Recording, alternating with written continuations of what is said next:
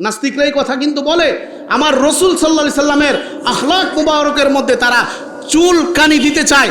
আল্লাহ তাআলা আল্লাহর রসুল সাল্লাল্লাহু আলাইহি সাল্লাম বলছেন আল্লাহর হুকুমে আমি বিবাহ করছি। সুবহানাল্লাহ।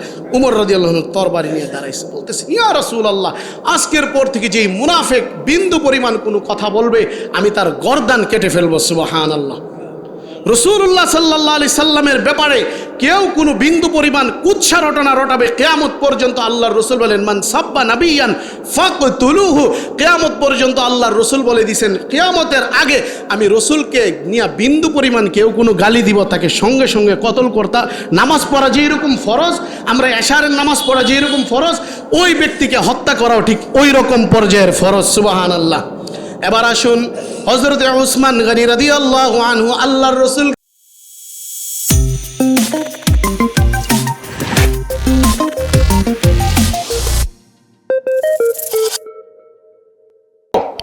এর মধ্যেও 12 অক্ষর, কালেমার প্রথম অংশের মধ্যেও 12 অক্ষর, 12 যোগ 12 24।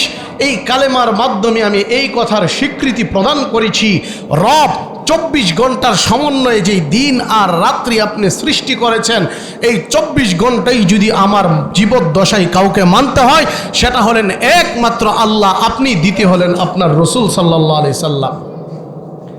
এর বাহিরে কাউকে মানা যাবে না, কাউকে অনুসরণ করা যাবে না। এবার আসুন আল্লাহ পাক রব্বুল আলামিন পবিত্র কালামুল্লাহ হাকিমের মধ্যে বলেন আমি যে কালেমার মাধ্যমে মুসলমান হয়েছি, কালেমার প্রথম অংশ আল্লাহর সাথে সম্পর্কযুক্ত লা ইলাহা ইল্লাল্লাহ, এই অংশ দ্বারা আমি আল্লাহকে স্বীকার করে নিয়েছি। দ্বিতীয় অংশ হলো মুহাম্মাদুর রাসূলুল্লাহ, এই কথার দ্বারা আমি এই কথার অঙ্গীকার করেছি রব আপনাকে যদি চিনতে হয়, আপনাকে যদি পেতে হয় আপনার রসুলের মাধ্যমে পেতে হবে। সুবহানাল্লাহ।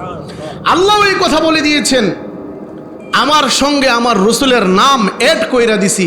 আমি আল্লাহকে যদি পাইতে চাও তাহলে মুহাম্মাদুর রাসূলুল্লাহর রঙে রঙিন হইয়া যাও। সুবহানাল্লাহ। কোনো ব্যক্তির কাছে যদি 10 টাকা থাকে তাইলে তার ভিতরে 9 টাকা লুকায়িত, তাইলে তারে আর কেউ জিজ্ঞাসা করতে হবে না আপনার কাছে 5 টাকা আসেনি। যদি কোনো ব্যক্তির কাছে মুহাম্মাদুর রাসূলুল্লাহ আছে তাইলে তা সেই ব্যক্তি আর আল্লাহকে খুঁজতে হবে না, আল্লাহকে সে অটোমেটিক পেয়ে যাবে। সুবহানাল্লাহ। লা ইলাহা ইল্লাল্লাহ হলো পাসপোর্ট। কোনো ব্যক্তির যদি পাসপোর্ট থাকে সে ইচ্ছা করলে কোনো দেশে যাইতে পারবে না, তার মধ্যে একটা ভিসা লাগাইতে হবে। মুহাম্মাদুর রাসূলুল্লাহ হচ্ছে ভিসা। সুবহানাল্লাহ। আপনি যখন ইমিগ্রেশনে যাবেন, আপনার পাসপোর্ট যখন হ্যান্ড ওভার করবেন, করার পরে সে দেখবে আপনার পাসপোর্ট ঠিক আছে, পাসপোর্টের মধ্যে যখন ভিসা ঠিক, ইমিগ্রেশন ঠিক, যান আপনি বিমানে গিয়ে বসেন। আপনি এয়ারপোর্ট ক্রস করতে পারবেন, যদি পাসপোর্টের মধ্যে ভিসা না থাকে আপনি যেতে পারবেন সৌদি আরব? পারবেন না। আমি আর আপনি যে ঈমান এনেছি ওই ঈমানের মধ্যে মুহাম্মাদুর রাসূলুল্লাহর সিগনেচার করা ভিসা যদি না থাকে আমি আর আপনিও জান্নাত নামক দেশে যেতে পারবো না। সুবহানাল্লাহ। আল্লাহ বলেন ওয়ামা আরসালনাকা ইল্লা রাহমাতাল লিল আলামিন। আল্লাহ তাআলা পবিত্র কুরআনুল হাকিমের মধ্যে বলেন ও দুনিয়ার জমিনের মানুষেরা, আমি যে মুহাম্মাদুর রাসূলুল্লাহ সাল্লাল্লাহু আলাইহি সাল্লামকে দুনিয়ার জমিনের মধ্যে প্রেরণ করেছি, আমি আল্লাহ মুহাম্মাদুর রাসূলুল্লাহকে গোটা পৃথিবীর জন্য রহমত স্বরূপ বানিয়েছি। সুবহানাল্লাহ। ভাইয়েরা আমার, আল্লাহর রাসূল হাদিস শরীফে বলেন একদিন ওমর রাদিয়াল্লাহু আনহু আল্লাহর নবীজি সাল্লাল্লাহু আলাইহি সাল্লামকে বলতেছেন ইয়া রাসূলুল্লাহ, ইয়া হাবিবাল্লাহ, নবী গো, আমি আপনাকে মহব্বত করি কিন্তু আমার জীবনের থেকে আপনাকে বেশি ভালোবাসি না। আল্লাহর রাসূল বলেন ওমর, তোমার জীবন থেকে আমি রাসূলুল্লাহকে বেশি তুমি ভালোবাসতে পারো নাই। ওমর, জেনে রাখো তুমি পূর্ণাঙ্গ মুমিন এখনো পর্যন্ত হও নাই। একথা বলার পরে ওমর রাদিয়াল্লাহু আনহু বলেন ও নবীজি, আপনার জাতের কসম, ওই সত্তার কসম যার হাতে আমি উমরের জীবন, যার হাতে আমি উমরের মরণ, ওই সত্তার কসম করে বলি ইয়া রাসূলুল্লাহ, ইয়া হাবিবাল্লাহ, এখন থেকে আমার জান, আমার মাল, আমার সন্তান সন্ততি, পরিবার পরিজন সব কিছুর চাইতে আপনি রসুলকে বেশি ভালোবাসি। আল্লাহর রসুল বলেন, ওমর যাও, তুমি এখন পূর্ণ মুমিন হয়েছে। সুবহানাল্লাহ। আল্লাহর রাসূল হাদিস শরীফে বলেন, লা ইউমিনু আহাদুকুম হাত্তা আকুনা আহাব্বা ইলাইহি মিন ওয়ালিদিহি ওয়া ওয়ালাদিহি ওয়ান নাসি আজমাইন। আল্লাহর রাসূল বলেন, ও দুনিয়ার জমিনের মানুষেরা, তোমাদের মধ্যে ওই ব্যক্তি ততক্ষণ পর্যন্ত পূর্ণ মুমিন হবে না যতক্ষণ না পর্যন্ত তার জান, তার মাল, তার সন্তান সন্ততি, তার মা বাবা সব কিছুর চাইতে আমি নবী বেশি প্রিয় না হব। আমি নবী যদি সব কিছুর চাইতে প্রিয় হয়ে যাই, তাহলে ওই ব্যক্তি পূর্ণ কামেল মুমিন হয়ে যাবে। সুবহানাল্লাহ। ভাইরা আমার, আল্লাহর রাসূলকে সাহাবায়ে কেরাম কিরকম মহব্বত করতেন। আমরা যখন হাদিসের কিতাবগুলি পড়ি, আল্লাহর রাসূলের মুকাররব যেই সমস্ত সাহাবায়ে কেরাম ছিলেন, তার মধ্য হতে জলিলুল কদর চারজন সাহাবী ছিলেন, যার জিনাদের নাম হলো হযরতে আবু বকর, হযরতে ওমর, হযরতে উসমান, হযরতে আলী রাদিয়াল্লাহু তাআলা আনহুম আজমাইন। এই চারজন সাহাবী আল্লাহর রাসূলকে কি পরিমাণ ভালোবাসতেন, আল্লাহ তাআলা তো কুরআনুল কারীমের মধ্যে বলে দিয়েছেন, ইয হুমা ফিল গার ইয ইয়াকুলু লিসাহিবিহি লা তাহজান ইন্নাল্লাহা মা'ানা ওয়াল্লাহু ইয়াসিমুকা মিনান নাস। আল্লাহ তাআলা পবিত্র কুরআনুল কারীমে ওই যে হেরা গুহার মধ্যে, ওই যে গুহার মধ্যে আল্লাহর রাসূল সাল্লাল্লাহু আলাইহি সাল্লাম সিদ্দিক আবু বকরের সঙ্গে হিজরতের রাত্রিতে তিন দিন যাবৎ গুহার মধ্যে আবদ্ধ ছিলেন।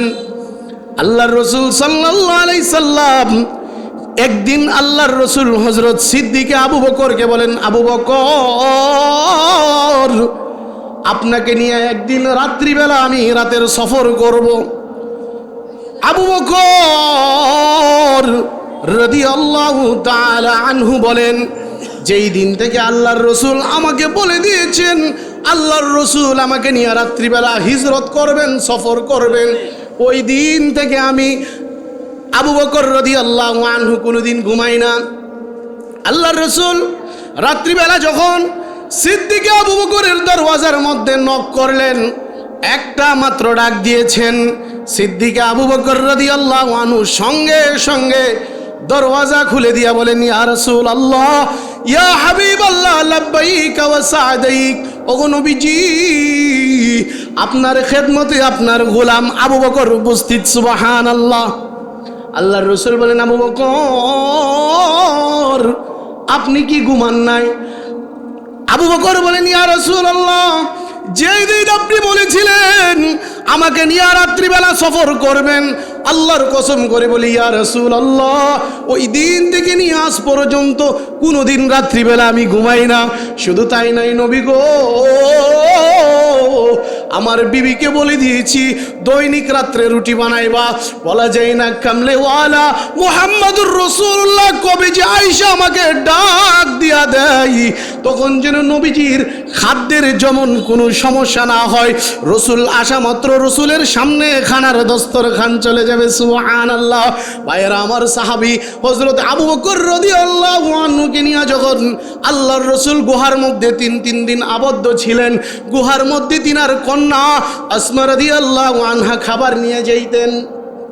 আল্লাহর রসুল 3 দিন যখন আবদ্ধ ছিলেন, দ্বিতীয় দিনের মাথায় আবু জাহেল আয়েশা আসমা রাদিয়াল্লাহু আনহাকে বলেন, আবু বকর রাদিয়াল্লাহু আনহুর মেয়ে, আল্লাহর রাসূল সাল্লাল্লাহু আলাইহি সাল্লাম আবু বকর রাদিয়াল্লাহু আনহুর মেয়ে আসমা রাদিয়াল্লাহু আনহাকে আবু জাহেল আয়েশা বলতেছেন, বলো তো তোমার আব্বা কই?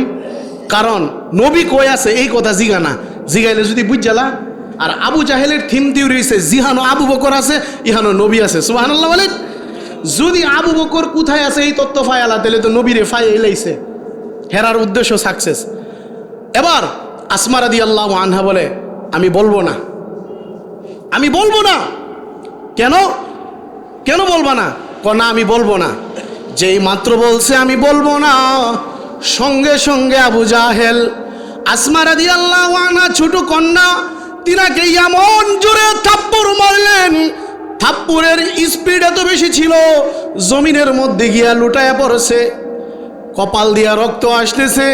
বলতেছে ওই সত্তার কসম করে বলি,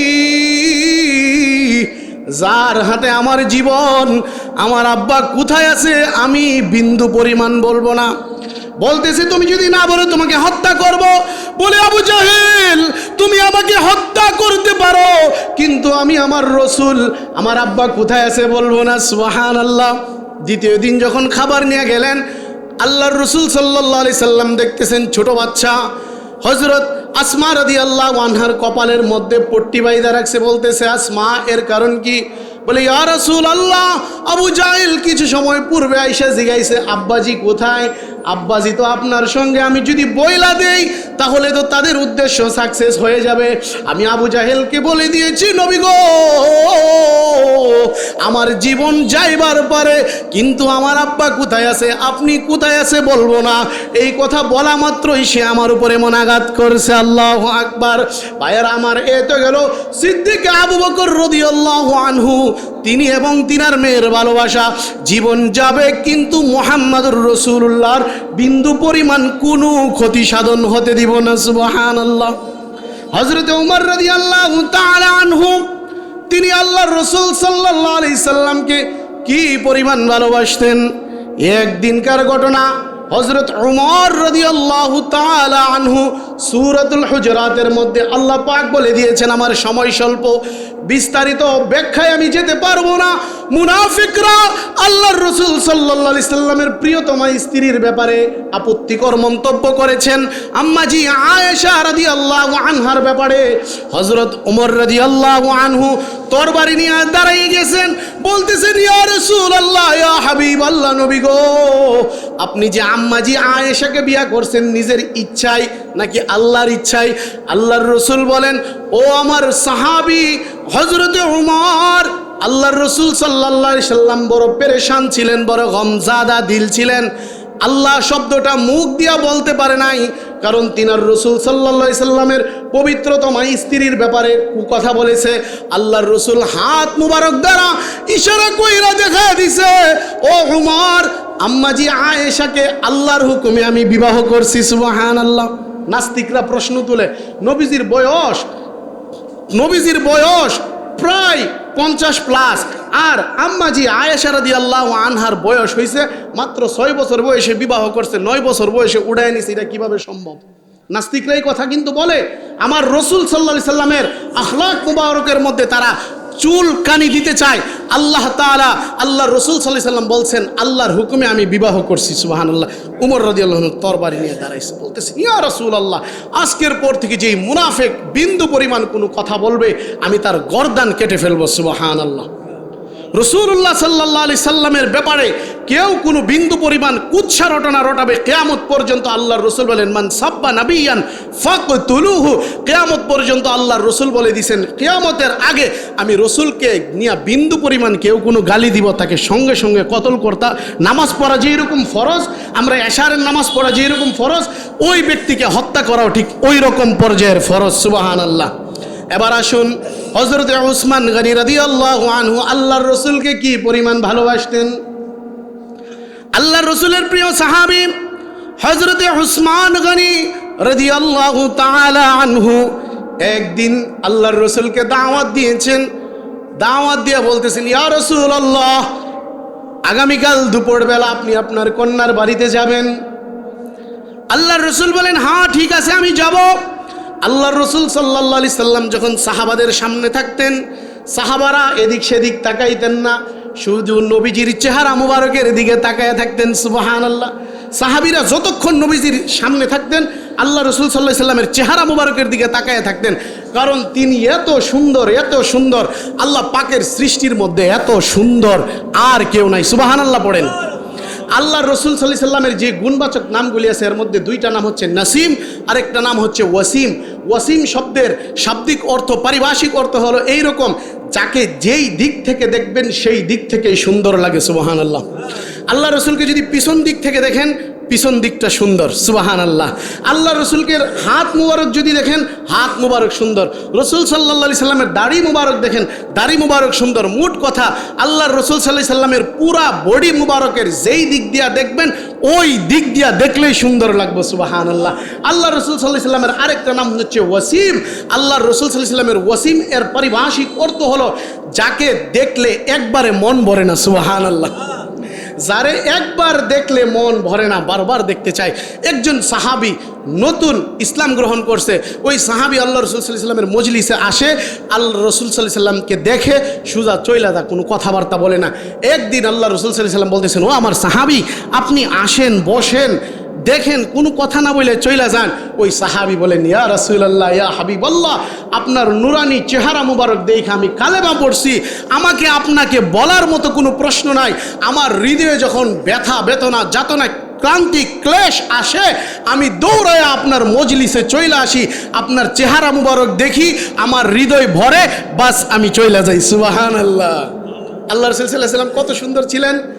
আম্মা জি আয়েশা বলেন, লানা শামসুন ওয়ালিল আফাক শামসি, লানা শামসুন ওয়ালিল আফাক শামসি, ওয়া শামসি খায়রুম মিন শামসিস সামা, ফাইন্না শামসা তাতুলু বাদাল ফজরি, ওয়া শামসি তাতুলু বাদাল ইশা। আম্মা জি আয়েশা বলেন, ও দুনিয়ার জমিনের মানুষেরা শুনে রাখো, আল্লাহ পাক রব্বুল আলামিন দুনিয়ার সমস্ত মানুষের জন্য একটা সূর্য রেখেছেন। ওই সূর্যটা দৈনিক পূর্ব আকাশ দিয়ে উদিত হয়, পশ্চিম আকাশে অস্তমিত যায়। আমি মুহাম্মাদুর রাসূলুল্লাহ সাল্লাল্লাহু আলাইহি ওয়াসাল্লামকে আল্লাহ এমন একটা সূর্য দান করেছেন, যেই সূর্যটা হলো আসমানের সূর্যের চাইতে আরো বেশি আলো। সুবহানাল্লাহ। দুনিয়ার জমিনের মানুষের সূর্যটা দৈনিক পূর্ব আকাশে উদিত হয়, পশ্চিম আকাশে অস্তমিত যায়। আর আমি আয়েশার সূর্যটা দৈনিক এশারের পর আমার ঘরের মধ্যে উদিত হয়। সুবহানাল্লাহ। ওই যে হযরত উসমান গনি রাদিয়াল্লাহু তাআলা আনহু আল্লাহর রাসূলকে বলেছেন, ইয়া রাসূলুল্লাহ, ইয়া হাবিবাল্লাহ, নবী গো, আগামী কাল আপনি আমার দাওয়াত গ্রহণ করেন। আল্লাহর রাসূল সাল্লাল্লাহু আলাইহি সাল্লাম সাহাবীদের সঙ্গে নিয়ে যাইতেছেন। সিদ্দিকে আবু বকর রাদিয়াল্লাহু আনহু দেখতেছেন, যেই মাত্র নবীজি মসজিদে নববী থেকে বের হয়েছেন, একবারের জন্য হযরতে উসমান গনি রাদিয়াল্লাহু আনহু নবীজির চেহারা মুবারকের দিকে তাকান নাই। আল্লাহ রাসূল যাইতেছেন, এত সুন্দর চেহারাওয়ালা নবী যাইতেছেন, সবাই নবীজির চেহারা মুবারকের দিকে তাকায় রয়েছে, আর উসমান গনি রাদিয়াল্লাহু আনহু নবীজির পা মুবারকের দিকে তাকায় আছে। আল্লাহ রাসূল সাল্লাল্লাহু আলাইহি সাল্লাম ঘরের মধ্যে যখন গিয়া বসলেন, সিদ্দিক আবু বকর কো, হুজুর, আমরা সবাই আপনার পবিত্র মুকাদ্দাস মুবারক চেহারা মুবারক দেখতেছিলাম, আর উসমান গনি আপনার পা মুবারকের দিকে তাকায় রয়েছে, এর কারণ কি? আল্লাহর রাসূল বলেন, উসমান, আমার সিদ্দিকে আবু বকর যেই কথা বলছে সেটা কি সঠিক? বলে, হ্যাঁ ইয়া রাসূলুল্লাহ। ওগো নবীজি, হ্যাঁ, আপনার সিদ্দিক যেই সাক্ষ্য দিয়েছে, যেই কথা বলেছে, এটা সত্য। নবী গো, আমি অনেক দিন যাবত এই কথা হৃদয়ের মধ্যে লালন করতেছিলাম, একদিন আপনাকে দাওয়াত দিব, মসজিদে নববী থেকে আমার বাড়ি পর্যন্ত আসতে গিয়া যতটা কদম দিবেন ওই সমপরিমাণ কদম আমি গুনে রাখবো, আর যতটা কদম আমার বাড়ি পর্যন্ত পড়বে ওই রকম সমপরিমাণের গোলাম আমি আজাদ করব। সুবহানাল্লাহ। আল্লাহর রাসূল সাল্লাল্লাহু আলাইহি সাল্লামের সাহাবী হযরতে উসমান রাদিয়াল্লাহু আনহুর ভালোবাসা দেখেন। ইয়া রাসূলুল্লাহ, যেই পরিমাণ কদম আমার বাড়ি পর্যন্ত আপনি দিবেন ওই পরিমাণ গোলাম আমি সদকা করব। সুবহানাল্লাহ। তেরে মাহবুব কি ইয়া রব शफाअत लेके आया हूँ, तेरे महबूब की या रब शफाअत लेके आया हूँ, हकीकत उसको तू कर दे मैं सूरत लेके आया हूँ। न अज़मत लेके आया हूँ, न शौकत लेके आया हूँ, न अज़मत लेके आया हूँ, न शौकत लेके आया हूँ, मोहब्बत लेके आया हूँ, मोहब्बत लेके आया हूँ। কবরের মধ্যে আমি আর আপনি যখন চলে যাব, বিসমিল্লাহি আলা মিল্লাতি রাসূলিল্লাহ বলে যখন আমাকে আপনাকে যখন কবরের মধ্যে রেখে দেওয়া হবে, প্রথমে আয়েশা মুনকার নাকির তিনটা প্রশ্ন করবে। মার রব্বুকা ওয়া মা দীনুকা, তোমার রব কে, তোমার ধর্ম কি? 3 নাম্বার প্রশ্ন আল্লাহর রাসূল সাল্লাল্লাহু আলাইহি সাল্লামের চেহারা মুবারক দেখায় বলবে, মান হাদার রাজুল আল্লাযী বুইসা ফীকুম, তিনি কে, যাকে তোমাদের নিকট প্রেরণ করা হয়েছিল। যদি দুনিয়ার জমিনে আমি নবীর মতো চলি, নবীর কথাগুলি যদি আমি মানি, তাহলে মুহাম্মাদুর রাসূলুল্লাহ সাল্লাল্লাহু আলাইহি সাল্লামের চেহারা মুবারক দেখা বলবো, হুয়া নবিয়ুনা হুয়া সাইয়্যিদুনা মুহাম্মাদুর রাসূলুল্লাহ সাল্লাল্লাহু আলাইহি ওয়াসাল্লাম। অকপটে বলে দিতে পারবো সুবহানাল্লাহ।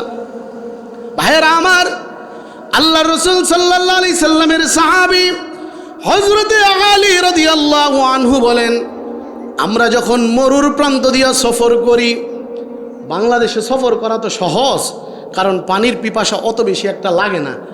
আরবের মধ্যে যখন আপনি সফর করবেন, আসমানের সূর্যের আলো জমিনের বালুর মধ্যে যখন পড়ে, না গরমটা বাইরে যায় না, অতিরিক্ত হয়ে যায়।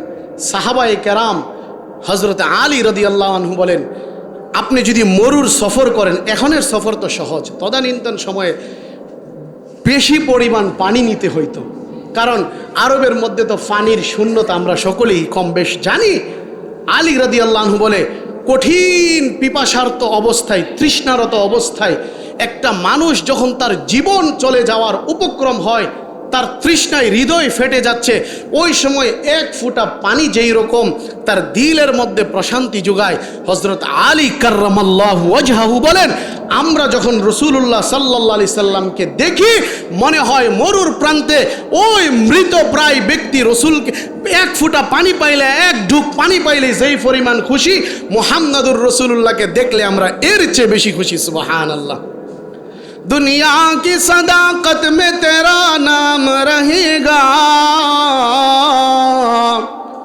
दुनिया की सदाकत में तेरा नाम रहेगा, सिद्दीक तेरा नाम से इस्लाम रहेगा, सिद्दीक तेरा नाम से इस्लाम रहेगा, दुनिया की अदालत में तेरा नाम रहेगा, फारूक तेरा नाम से इस्लाम रहेगा, दुनिया की सखावत में तेरा नाम रहेगा, दुनिया की सखावत में तेरा नाम रहेगा, उस्मान तेरा नाम से इस्लाम रहेगा, उस्मान तेरा नाम से इस्लाम रहेगा, दुनिया की शुजाअत में तेरा नाम रहेगा, दुनिया की शुजाअत में तेरा नाम रहेगा, आली तेरा नाम से इस्लाम रहेगा, आली तेरा नाम से इस्लाम रहेगा। ভাইরা আমার, সাহাবায়ে কেরাম আল্লাহর রাসূলকে যেই পরিমাণ ভালোবাসা দিয়েছেন, যেই পরিমাণ মহব্বত করেছেন, ওই পরিমাণ মহব্বতের নাম হলো ইশকে রাসূল। সাহাবায়ে কেরাম, মুসা ভাই আছে কই, মুসা ভাই আছে কই, একটু দেখেন তো, আমি কোড্ডা যাবো। ভাইরা আমার, সাহাবায়ে কেরাম আল্লাহর রাসূল সাল্লাল্লাহু আলাইহি সাল্লামকে কি পরিমাণ ভালোবাসা দিতেন, কি পরিমাণ মহব্বত করতেন। যখন মালের প্রয়োজন হইতো, আল্লাহর রাসূলের কদমে তাদের মাল, যখন জানের প্রয়োজন হয়েছে, আল্লাহর রাসূলের কদমে তাদের জীবন, যখন সময়ের প্রয়োজন হয়েছে, আল্লাহর রাসূল সাল্লাল্লাহু আলাইহি সাল্লামের কদমে তাদের জীবন, তাদের সময়। ভাইয়েরা আমার, আমি আর আপনি নবীকে চিনি নাই, হাইওয়ান হয়ে নবীকে চিনেছে, হাইওয়ান। আল্লাহর রাসূল সাল্লাল্লাহু আলাইহি ওয়াসাল্লাম কিরকম দামি সম্মানী নবী। আল্লাহর রাসূল সাল্লাল্লাহু আলাইহি সাল্লামের ঘরের মধ্যে দুইটা পাথর ছিলেন, একটার নাম হলো মুতাকাল্লিম, আরেকটার নাম হলো মুত্তাকা। মুত্তাকা ওই পাথরের নাম, যেই পাথরের উপর হেলান দিয়ে আল্লাহর রাসূল বসতেন। আমরা তো দুনিয়াতে চেয়ার আছে, বর্তমান সময়ে চেয়ার আছে, সোফা আছে, তদানীন্তন সময়ের ব্যবস্থা তো ছিল ভিন্ন। আল্লাহ রাসূল সাল্লাল্লাহু আলাইহি সাল্লাম যেই পাথরের মধ্যে টেক লাগায়া বসতেন, ওই পাথরটার নাম হইল মুত্তাকা। আর আল্লাহ রাসূল সাল্লাল্লাহু আলাইহি সাল্লাম যেই মাত্র ঘরের মধ্যে ঢুকতেন, একটা পাথর নবীজিকে সালাম দিতেন, আসসালাতু ওয়াসসালামু আলাইকা ইয়া রাসূলুল্লাহ, আসসালাতু আসসালামু আলাইকা ইয়া হাবিবাল্লাহ। মানুষের মতো সালাম দিত পাথর, সুবহানাল্লাহ। মুতাকাল্লিম, যিনি কথা বলেন, আরবি ভাষায় তাকে বলা হয় মুতাকাল্লিম, বাংলাতে যাকে বক্তা বলা হয়। যেই মাত্র নবীজি ঘরের মধ্যে ঢুকতো, ওই পাথর নবীজিকে সালাম দিত, সুবহানাল্লাহ। আল্লাহ রাসূল সাল্লাল্লাহু আলাইহি সাল্লামের একটা ঘোড়া ছিল যার নাম কসওয়া। এই কসওয়াটা মানুষের মতো কাজ করত। আল্লাহ রাসূল সাল্লাল্লাহু আলাইহি সাল্লাম যদি বলতো, কসওয়া যাও হযরত উমর রাদিয়াল্লাহু আনহুকে ডাইকা নিয়ে আসো, কসওয়া ঘোড়া মানুষের মতো যাইত, গিয়া সাহাবীর ঘরের মধ্যে খটখটানি দিত, অথবা সে তার বাসায় শব্দ করত। ঘোড়া যেইভাবে শব্দ করে, দরজা বন্ধ থাকলে সে মাথা দিয়া টক টক টক টক করত। সাহাবী যখন দরওয়াজা খুলতো, দেখতো নবীজির কসওয়া। তখন সাহাবায়ে কেরাম এই ঘোড়া দেখা বুঝতো নবীজি আমার ডাকছে, সুবহানাল্লাহ। আল্লাহর নবীজি সাল্লাল্লাহু আলাইহি সাল্লাম দুনিয়া থেকে চলে যাওয়ার পর এই কসওয়ার হৃদয়ের মধ্যে এইরকম ব্যথা লেগেছে, কসওয়ার হৃদয়ে এইরকম ব্যথা লেগেছে। কসওয়া খাবার খায় না, কসওয়া ঘাস খায় না, পানি মুখে দেয় না। এইরকম এক অবস্থার হয়েছে যে কসওয়াকে যখন সাহাবায়ে কেরাম, এইটা তো একটা অনাথ একটা বস্তু, সে তো কথা বলতে পারে না, তার খাদ্যের প্রয়োজন, পানির প্রয়োজন। সে তো ছিল নবীজির সাওয়ারি, তার প্রতিও তো সাহাবাদের ভালোবাসা ছিল, কারণ এই সাওয়ারির উপর আরোহণ করেছেন দু জাহানের সরদার মুহাম্মাদুর রাসূলুল্লাহ সাল্লাল্লাহু আলাইহি ওয়াসাল্লাম। দু জাহানের সরদার মুহাম্মাদুর রাসূলুল্লাহ সাল্লাল্লাহু আলাইহি সাল্লাম যেই ঘোড়ার উপরে আরোহণ করেছে, ওই ঘোড়ার প্রতি তো মানুষের ভালোবাসা বেশি। সাহাবায়ে কেরাম যখন জোর কইরা তাকে খাবার খাওয়াইতে দিলেন, ওই ঘোড়া মানুষের মতো আচরণ করে না, না, দুই চক্ষু দিয়ে আমি নবী দেখি না, আমার উপরে নবী আরোহণ করে না, আমি খাবার মুখে নিব না। কসওয়া রাগ করে চলে গেছে, সুবহানাল্লাহ। গিয়া বিরহ ব্যথায়, বিরহ যাতনায় ইন্তেকাল হয়ে গেছে, সুবহানাল্লাহ। ওয়া খায়রুল বাশার ফখরে আওলাদ আদম, ওয়া খায়রুল বাশার ফখরে আওলাদ আদম, বশীরো নযীরো শফীয়ে দু আলম, ওয়া লুৎফে মুকম্মল ওয়া খুলকে মুজস্সম, ওয়া লুৎফে মুকম্মল ওয়া খুলকে মুজস্সম, बनीनोए इंसा का गम खारू हमदम, गनी और कबा का प्यारा मोहम्मद, गनी और कबा का प्यारा मोहम्मद, खुदा का मोहम्मद हमारा मोहम्मद, खुदा का मोहम्मद हमारा मोहम्मद। ভালো যদি বাসতে হয় একমাত্র রাসূলুল্লাহকে বাসতে হবে, কারণ আল্লাহ কোরআনে বলে দিয়েছেন, ও দুনিয়ার জমিনের মানুষেরা, তোমরা যদি ভালোবাসতে হয় মুহাম্মাদুর রাসূলুল্লাহ সাল্লাল্লাহু আলাইহি সাল্লামকে ভালোবাসো। আমি কোডটা জানো, আসলে আমি মনে করছি ইমাম কাকা মুসা ভাই, আমি বাইরে বইলা দিছিলাম 10-এর ভিতরে চলে আসতো, আমি ওনারে বইলা দিছি আগে। ওইখানে কোডটা আমার বয়ান হয়েছে গিয়া 8:45। মুসা ভাইরা আমি আগে বইলা দিছি যে ভাই, ভাইয়ের আমার, যে বিক্ষিপ্ত কয়েকটা কথা বলছি, আমার বাজান অনুমতি দিছে। আসলেও আমি মনে করছি যে কোড্ডার মাহফিলটা 13 তারিখ আর রামরাই লইছে 14 তারিখ। হ্যাঁ, এখন কালকা রাত্রে আমার যখন কোড্ডা ফোন দিছে 10টার দিকে, আমি তো বেহু হয়ে গেছি। আরে এটা কি হইলো, এটা কি হইলো? যাক, এই অল্প সময়ের ভিতরে রসুল্লাহ সাল্লাল্লাহু আলাইহি সাল্লামের শান আর মান সংবলিত যেই কয়েকটা আমি কথা আপনাদের সম্মুখ পানে আরজ করেছি, আল্লাহ পাক রব্বুল আলামিন সেই মোতাবেক আমাদের সকলকে আমল করার তৌফিক দান করুন।